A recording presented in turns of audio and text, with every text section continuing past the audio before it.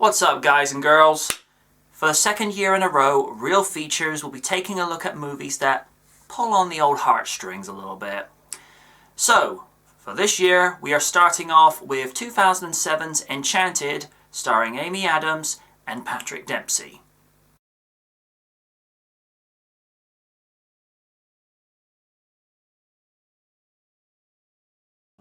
It's very classic Disney, but with a modern twist, bringing a princess-type role from animation into live action. The story moves at a pace where you feel like a lot of ground is covered in a short space of time. The musical segments remind me of The Little Mermaid, particularly with How Does She Know? Which reminds me of Under the Sea, as the rhythm is very similar, and like every Disney sing-along, it's absolutely infectious.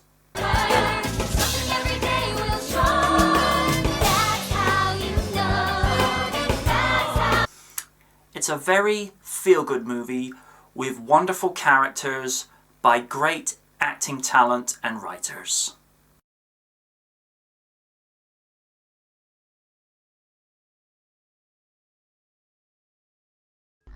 Amy Adams is just infectiously lovable with her charming performance as Giselle. Amy plays the role of an innocent, if slightly naive, female lead that, despite her misgivings in 3D land, you just can't help but love her. If there was ever the ideal live Disney princess, then Amy Adams as Giselle is it. I know they say that the love interest should complement the female lead, but James as Prince Edward is just as clueless and naive as Giselle is at the start of the flick, and they couldn't be more mismatched. Giselle! I've been dreaming. Although, that said, he does play the lovable vain goof well. You know, I find it ironic that Susan would play the evil queen, wicked witch role, considering she kind of looks that way in real life, but here it's kind of tailor-made for her. I don't think so. You have no idea who you're dealing with. You just love to hate her in this. Charming, funny, yet douchey. Robert is very likable. He's just a hard-working, nice guy trying to provide for his 6-year-old daughter, Morgan.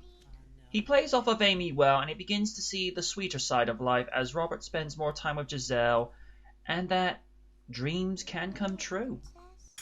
The rest of the cast turn in a decent performance and helps the movie along, with Jodie Benson playing Robert's secretary, who some of you may remember as the voice of Ariel from The Little Mermaid, with the narrator being Dame Julie Andrews, as we all know, Mary Poppins.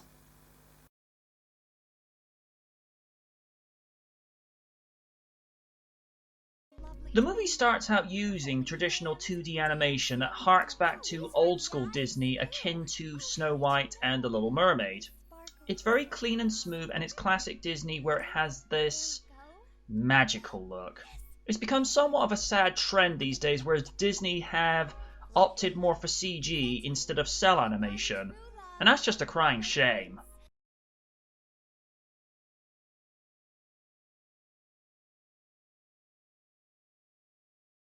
The visual effects have a blend of realism and that Disney look that makes it magical and slightly cartoony. This is conveyed in Narissa's dragon form. You're crazy! No, spiteful, vindictive, very large, but never crazy.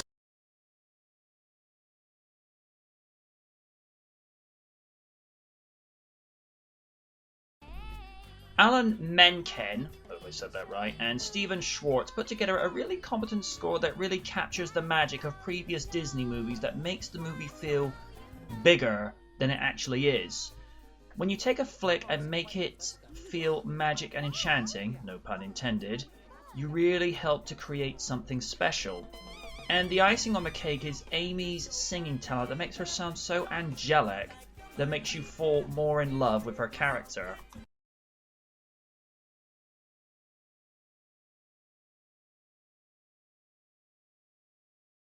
A Disney classic in every sense of the word. It harks back to a time where dreams come true with memorable music and a heartwarming story. You come away with this feeling happier than what you were to begin with. And that is the magic of Disney. Grade A awesome.